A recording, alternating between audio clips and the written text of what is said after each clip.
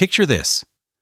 A teenage girl from Queens sneaks into a Broadway house with a rush ticket and a heartbeat that won't sit still. She watches the stage ignite, satin gowns, smoky horns, bodies moving like they're telling secrets, and decides right then, that's going to be me. Years later, after 1,000 late-night rehearsals and more try-agains than any soul should endure, that girl is belting a finale as the audience rises. And the wild part? That's only chapter 1 of her story. This is the ride-or-die journey of Valerie Pettiford, dancer, singer, actor, and the definition of staying power. Queens raised her on crowded subways and neighborhood rhythm. The city was noisy, but she learned to hear the music inside the noise. At school, while most kids were checking the clock, Valerie Pettiford was stretching at the bar, drilling combinations until the teacher said, "Enough, go home." And then she'd go home and keep going. She trained like ambition had a curfew. It didn't. She had one speed. Try again. Then try again better. Cut to a movie set that smells like hairspray and hustle. A teenage Valerie Pettiford walks onto the set of a big-screen musical fantasy directed by Sidney Lumet, the one reimagining a classic with Diana Ross and Michael Jackson. You blink, and there she is, part of that dazzling ensemble in The Wiz, learning what it means to build a world with choreography and camera angles. It wasn't a star turn, it was a first step. And first steps, if you're brave enough to keep taking them, have a way of becoming journeys. Now, anybody can do something once. The real test is doing it again, cleaner, smarter, louder, when loud is what the moment needs, and whisper soft when it doesn't. That's the language Valerie Pettiford speaks. She hit Broadway like a metronome, steady, precise, relentless. She wasn't just in the room, she was dance captain in the room, the person who keeps the line sharp and the story sharper. When the count is shaky and the tempo's wobbly, a company looks to the captain. And Valerie didn't flinch. Here's the part that separates the good from the great. Some performers shine under a spotlight. Valerie Pettiford makes you forget there's a spotlight at all. She joined productions where the choreography did the talking and the body told the truth. That fluency, the ability to let motion do the speaking, set her up for a leap that would change everything. A musical celebration of a legend whose fingerprints are all over American dance. The show was Fosse. The nomination that followed? The big one. That nod stamped her as a Broadway thoroughbred, the kind who can headline the overture and close the curtain with the same fire. But she's not a just dance person. She's a shapeshifter. If the role asks for a punchline, she'll land it. If it asks for a heartbreak, she'll bruise the note just enough to make you feel it for a week. And then, because she keeps choosing the high wire, Valerie Pettiford jumps the ocean. London calls. The West End revival of Chicago needs a Velma who can slink, scorch, and smirk in the same 8 counts. She says yes, partners opposite the incomparable Chita Rivera, and struts that razor's edge of wit and danger that makes Velma Kelly iconic. It's not imitation, it's incarnation. She leaves London audiences with jazz hands and jaw drops. Let me ask you, have you ever watched someone refuse to be boxed in? That's her brand of rebellion.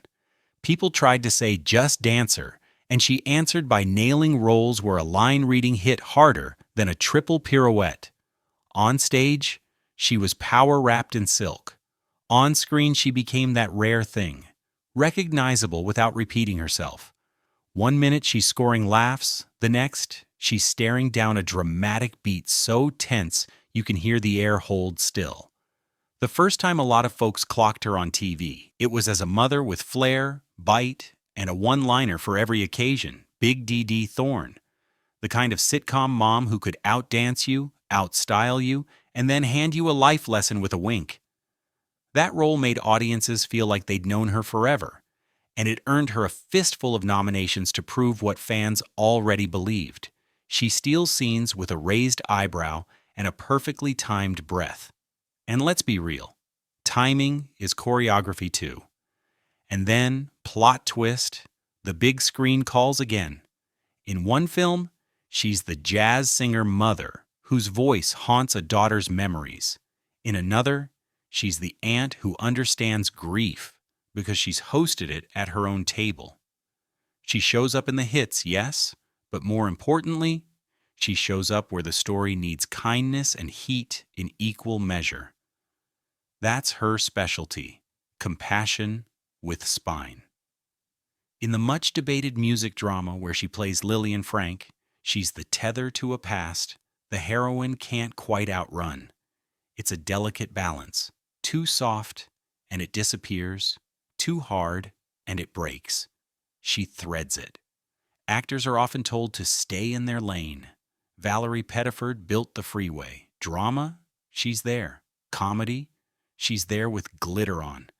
Supernatural romance with witches and centuries-old secrets?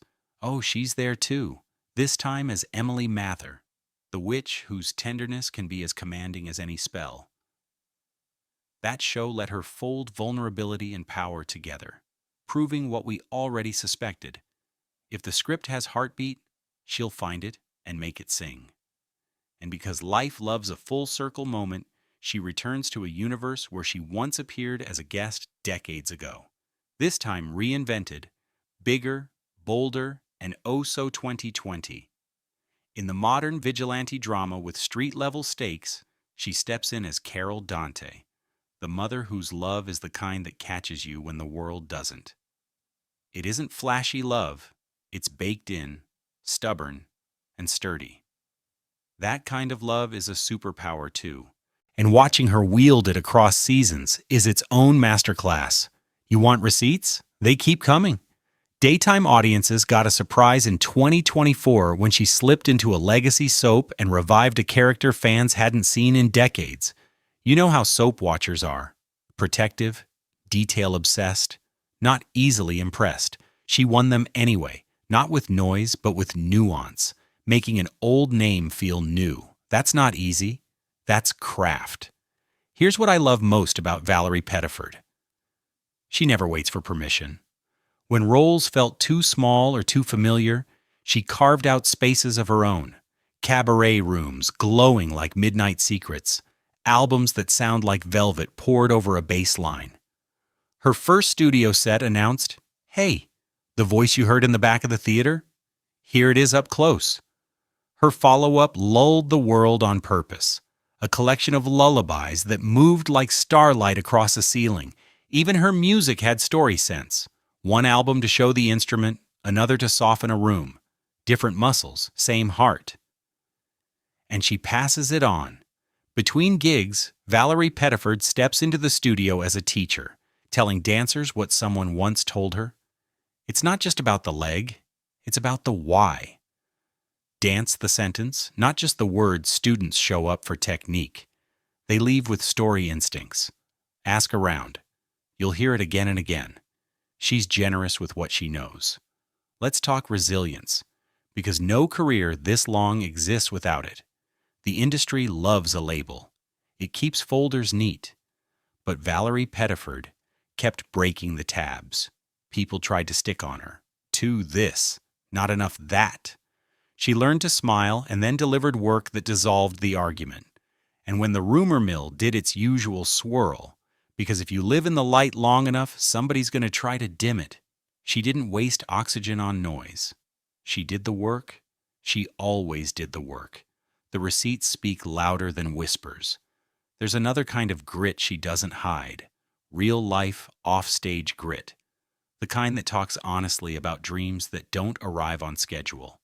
About chapters that ache, about trying for something your heart longs for and discovering a different kind of ending than the one you pictured. When she shares that, it lands the way her best performances do, clear-eyed, brave, and full of grace. That's leadership, not because she says, "Follow me," but because she walks first and refuses to lie about the terrain. back to the stage for a second, because you can't tell her story without the spotlight's glow. In that Fosse celebration, she wasn't just executing steps. She was honoring a vocabulary of movement that shaped American musicals. The nomination that came with it didn't make her an artist. It acknowledged the artist she already was. And when she crossed the Atlantic to tie on Velma's heels, playing opposite Chita Rivera, come on. That's a dancer's dream, and an actor's obstacle course rolled into one. Velma talks with eyebrows and hip bones. She's a wink and a warning. Valerie Pettiford played her like jazz, syncopated, sly, and irresistible. On television, she's equally lethal. One moment she's throwing a zinger that could slice glass. The next she's looking at her on-screen son with a softness that says, "I remember when you were small." As Carol Dante in the modern urban vigilante series, she makes family feel like a fortress. As Charlene Cooper in that long-running FBI thriller, she turns a marriage into a plot line, one that feels messy and real and worth fighting for. You don't forget scenes like that. They stick because they're honest. Want to understand her superpower? It's not just technique, it's presence. Whether she's delivering ancient witch wisdom or a deadpan punchline, Valerie Pettiford fills space without crowding it. She's specific. Watch closely, and you'll catch the tiny choices. The breath before the note, the weight shift before the turn, the way a smile blooms just slow enough to make the camera lean in. Those choices are invisible until they aren't, and that's the point. Great artists make hard things look easy, and she's funny. Don't forget that. Comedy is nightmare hard. Rhythm, restraint, the courage to stop a hair short of too much. As Big DD, she built a whole personality out of glam, maternal mischief, and side's eye that could stop a metronome. There's a reason audiences still quote her lines. Sitcoms move fast. Only the real ones leave echoes. Here's a detail that tells you everything. After years of 8 shows a week and call times the Sun hasn't considered yet, Valerie Pettiford still looks at a new script like it's a wrapped present. She respects the work, the crew, the people who light the stage and hold the boom and keep the set moving. That's not just professionalism. That's love. For the craft and the community around it. And music, let's circle back to that. When she recorded those albums, she didn't try to be the loudest voice in the room. She went for intimacy, the kind of singing that leans in.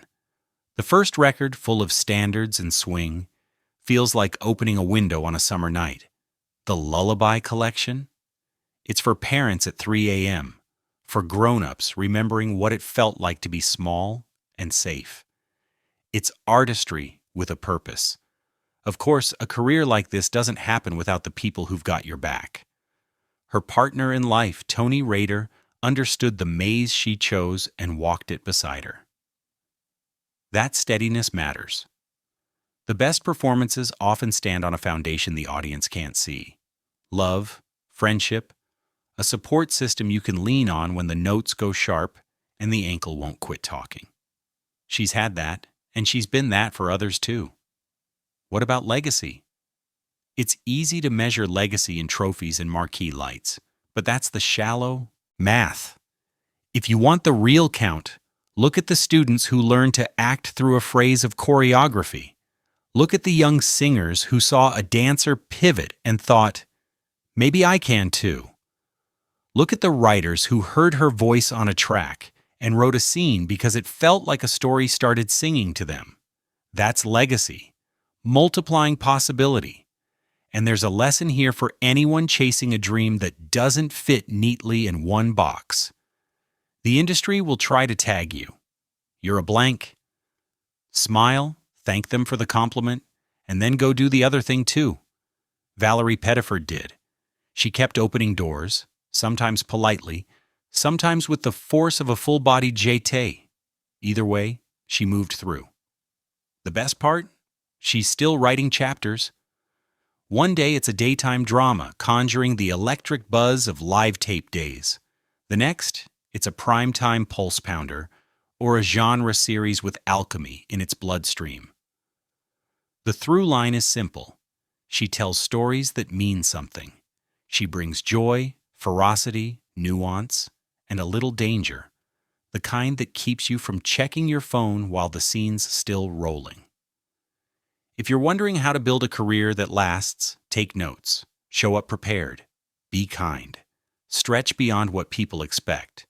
When you're tired, dance the sentence, not just the word. And when you get the chance to help someone else shine, make space, that's how you end up with a life that reads like a songbook and a resume that says, "Try me." So when the curtain falls and the lights start their slow rise, you realize something. Valerie Pettiford isn't a chapter in someone else's story.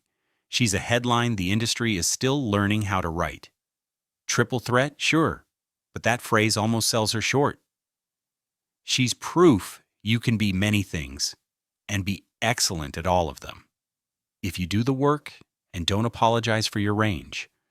And if this is your first time really clocking her, welcome. You've got a whole catalog to explore. Start where your gut points you. The Broadway triumph that put her on the Tony map, the West End razzle-dazzle with that legendary co-star, the sitcom that made you cackle, the witch whose love felt ancient and brand new at once, the mom who anchors a hero, the album that becomes your favorite late-night comfort, the lullaby that hushes a wild day. They're all her. They're all true. You came for a story. Now you've got a compass. Next time someone says, pick a lane, smile like Valerie Pettiford, and build a freeway instead. If you felt that, drop a like, share this with a friend who needs a little fire today, and hit subscribe so you don't miss the next story about an artist rewriting the rules. And tell me in the comments, which Valerie Pettiford moment is your favorite? The jazz, the witch, the crime fighter's mom, or the Broadway knockout? I'm reading them all.